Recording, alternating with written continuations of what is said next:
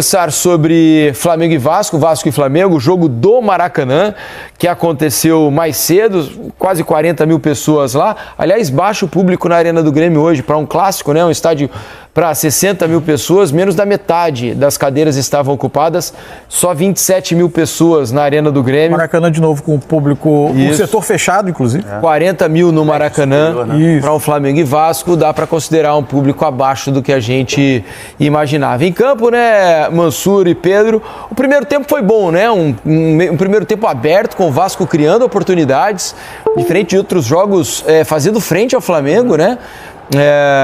Mais equilibrado, clássico do que eu imaginava que pudesse acontecer. E aí no segundo tempo, com as trocas, acho que o elenco do Flamengo também faz diferença, né? E eu acho que esse bom primeiro tempo, acho que se deve muito à postura do Vasco, que acho que surpreendeu a quase todo mundo, né? A mim, por exemplo, surpreendeu demais.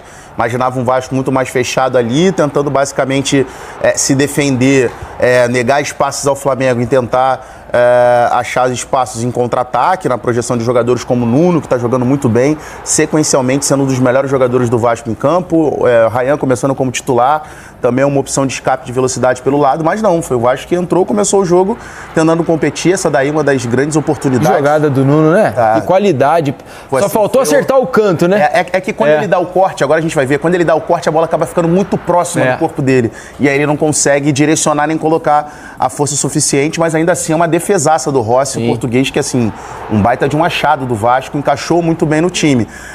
E o Vasco faz ali 25, 30 minutos competindo muito bem com o Flamengo. A reta final do primeiro tempo, o Flamengo já começa a ter muito mais volume de jogo, já começa a se instalar inteiramente no campo de ataque, e aí o Vasco começa a ter um pouco mais de dificuldade de conseguir sair para o jogo. E o segundo tempo é um segundo tempo onde basicamente só o Flamengo jogou.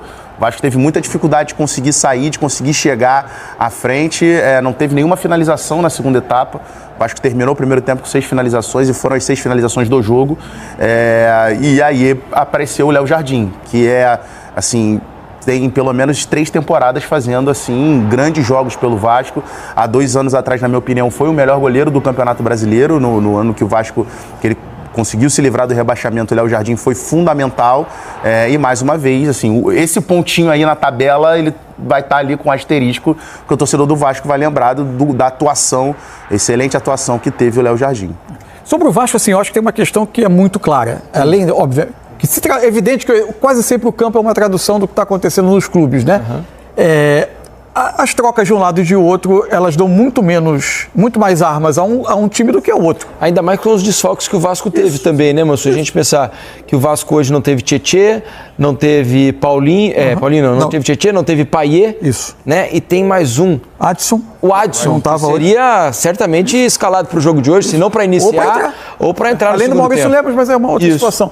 Mas claramente o Vasco acabou no segundo tempo se vendo muito obrigado, mas sem conseguir sair de trás, defendendo e tendo muito menos a capacidade de escapar. No primeiro tempo, o Vasco cria oportunidades, dá aquela sensação de que ele está fazendo, talvez de todos os enfrentamentos do ano, aquele em que ele compete mais, mas ainda assim a partir de um jogo mais direto do que o Flamengo, de uma tentativa de atacar mais rápido, até por característica e pelas diferenças de um lado e de outro.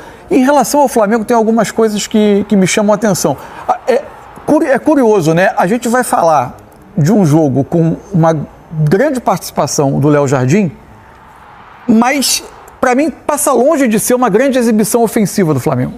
Não foi uma grande atuação do Flamengo, mas assim, é aquilo, o time que tem, o volume que o Flamengo tem, posse de bola que o Flamengo tem, a qualidade que tem, naturalmente, em algum momento, vai conseguir criar as oportunidades. Primeiro tempo, por exemplo, o Flamengo conseguia produzir bastante a partir de uma arma que é conhecida, difícil marcar, e que o Vasco tem tido dificuldade de marcar desde os jogos do Campeonato Carioca, que é a movimentação Gerson-Arrascaeta por trás dos volantes, né? Os 2 volantes do Flamengo atraíam Coutinho e Jair. O Hugo Moura, por vezes, se via com dificuldade de saber a referência, se era o Arrascaeta, se era o Gerson. E a movimentação do Gerson da direita para dentro fez ele ser o maior finalizador do Flamengo.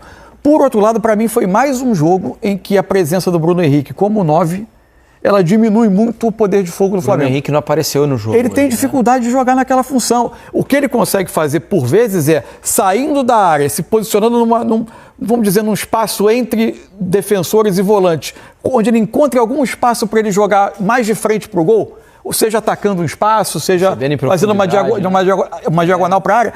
Quando essa situação não acontece no jogo, ele fica muito limitado, né? E aí o Flamengo teve dificuldade. No segundo tempo, o Flamengo tem, para mim, antes de produzir essa sequência maior de oportunidades de defesa do Léo Jardim, que é uma parte final do jogo, o segundo tempo é um segundo tempo fraco em termos de oportunidades de gol. Quando o Flamengo começa a tirar ou Gerson e Arrascaeta do jogo, ou... O primeiro lance de perigo do Flamengo, Mansur, foi aos 28, na cabeçada do Pedro. Né? Cruzamento da direita do Wesley, o Pedro desvia, que foi uma grande defesa do Léo Jardim. Porque é uma outra questão, quando o Flamengo começa a tirar ou Gerson e Arrascaeta, ou um deles, ou eles começam a fisicamente sentir, porque a sequência de jogos é forte, o Flamengo, as opções do Flamengo quase sempre são jogadores que tendem a ter aceleração o tempo todo. E se o Flamengo está enfrentando um time que está naquela altura do jogo defendendo mais perto da sua área, esses espaços para esses jogadores acelerarem diminuem.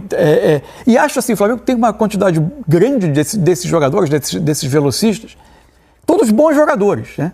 Só que nenhum deles num padrão de capacidade de desequilíbrio como os meias ofensivos do Flamengo têm, Gerson e Arrascaeta. São jogadores que são bons jogadores, mas a capacidade de desequilíbrio deles é um pouco abaixo dos meias ofensivos do Flamengo quando eles saem do jogo. Então, aí no final do jogo, o Flamengo de fato acaba pelo volume e criando oportunidades boas, muitos em cruzamento, né? É isso que eu ia falar agora. Uma coisa que me chamou a atenção e que já tinha percebido no jogo quando o Central Córdoba, que outro jogo onde o Flamengo buscava o gol e estava tendo dificuldade de conseguir criar mais oportunidades, é que em determinado momento o Flamengo começa a levantar muita bola na área, começa a cruzar a bola para... Que é a grande defesa do Léo Jardim, nem é um cruzamento em que o Flamengo construiu uma grande situação para cruzar. É uma vitória dele ali no duelo, né?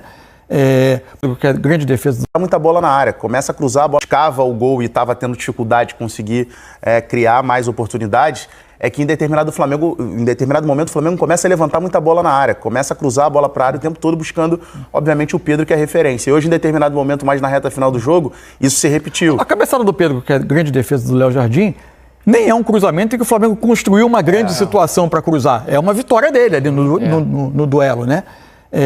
Por exemplo, o jogo hoje no primeiro tempo, quando eu falo da questão dos pontas do Flamengo, o Flamengo conseguiu muitas vezes criar porque o Flamengo é um time muito bem trabalhado sob o ponto de vista tático.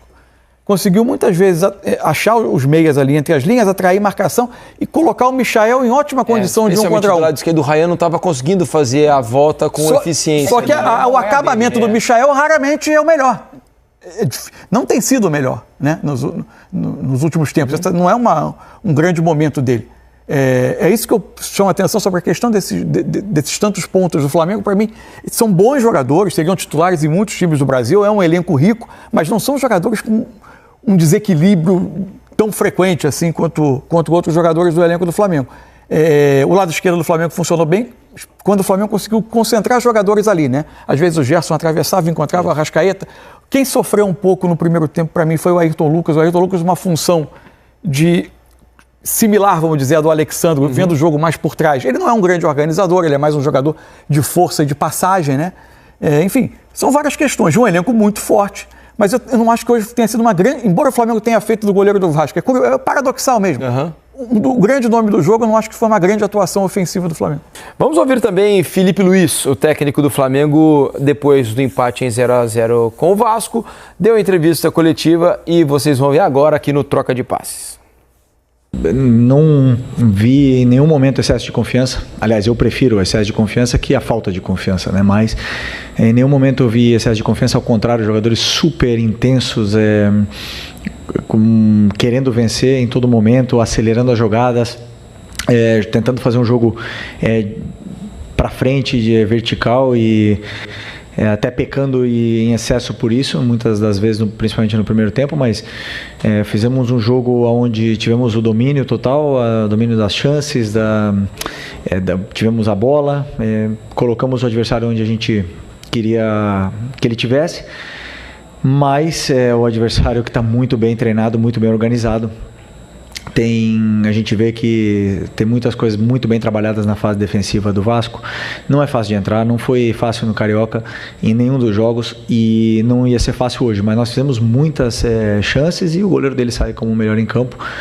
Portanto, esses dias acontecem, a gente tem que esquecer, deixar o resultado e olhar realmente o que foi feito.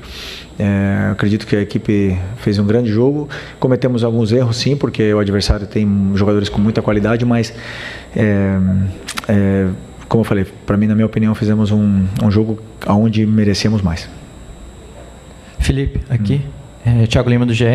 Eu queria te perguntar qual a sensação você sai desse jogo, um jogo onde o goleiro adversário sai com o melhor em campo, e no segundo tempo, com a dificuldade de entrar na área do Vasco, você não chegou a pensar em colocar o Luiz Araújo por conta da finalização, a boa finalização que ele tem de fora da área? Obrigado. Desculpa, no começo você falou o que? A pergunta? Do empate? Bom, não, claro que a gente esperava vencer um jogo. Entramos em todos os jogos para vencer. Mas sabemos que o clássico nunca é fácil, tem esse componente mental, né, e esse componente da torcida que mexe muito e fica esse jogo muito mais agressivo, muito mais intenso que os outros jogos. Mas então uma sensação sempre quando a gente não vence é uma sensação ruim, porque o Flamengo entra no campo para vencer todos os jogos e da minha parte principalmente queria ter vencido, né, mas e o outro foi do Luiz Araújo. Do Luiz Araújo, pois eu optei pelo Plata jogar uns minutos de 9 no lugar do Bruno. Aí depois, com a entrada do Pedro, eu passei o Plata para a posição natural dele. E naquele momento que o time... Eu fiquei com uma troca ainda para o final, mas eu entendi que o Alan ia me dar mais ritmo e velocidade de circulação.